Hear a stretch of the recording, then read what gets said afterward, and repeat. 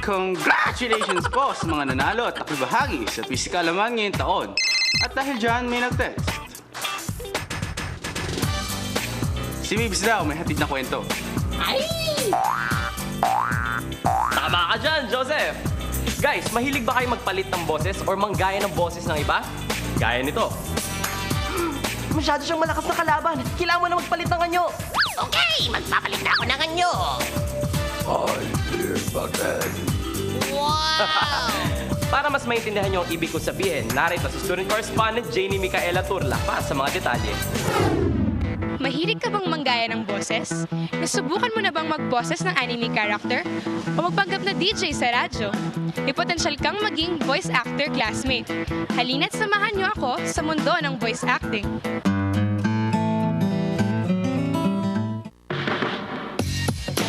Siguradong bibilib ka sa kakaiba at mapanlikhang mga boses nila. Sasabi mo. May pang anime, Ano ba to? Ano ba yung sinasabi mo dyan? Hoy, ano yun? Oh, tol naman ako dyan! cartoon character, Mr. Crab, I'm gonna cook some patties. Krabby patties. Pika! Pikachu! foreign accents, Help! Help! Yung kapang celebrity impersonator, Ay, magandang araw sa inyo lahat. My President of the Philippines, would like to say, kaya, masasama-sama. at may boses radio DJ pa. One of the all-time best, the king of pop. Lahat sila, kung tawagin, ay mga voice artists. Ilan lamang sila sa mga kasapi ng SIVAP o Society of Young Voice Artists of the Philippines. Organization na naglalayon palawigin ang voice acting sa Pilipinas. Hindi lamang bilang profesyon, kundi bilang sining. Kung mahusay ang pagkalap at pagsisinop ng ebidensya.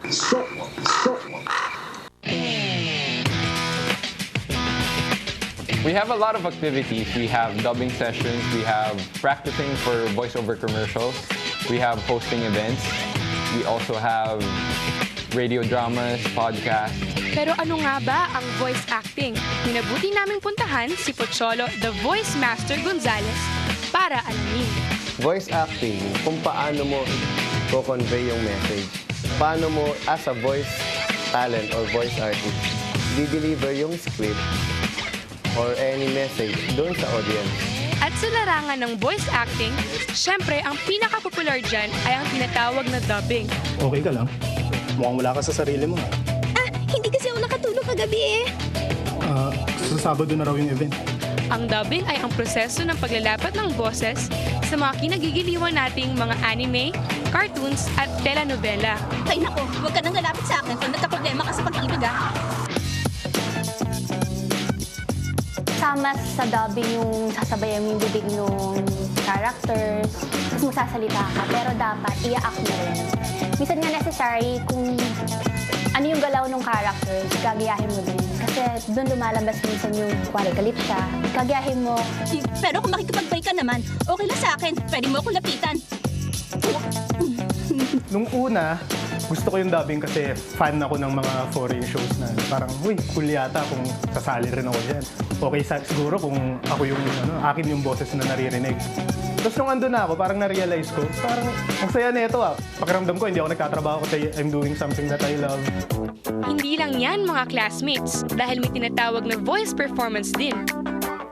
Ang pag-radio DJ at event host ay isang klase ng voice performance. The reason I consider it as an art form is because may mga set of skills and techniques kang kailangan gamitin.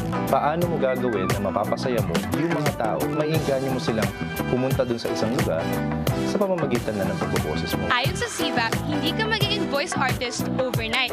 Kailangan mahasa muna ang iyong galing sa pagboboses. Mag-practice sila sa bahay. Panoorin nila yung mga favorite cartoons nila, kunyari. Tapos yung mga characters doon, gayahin nila yung boses. Saan at kailan ba nangyari yun? We'll turn Iceland into Ice World. Tama, ang galing mo.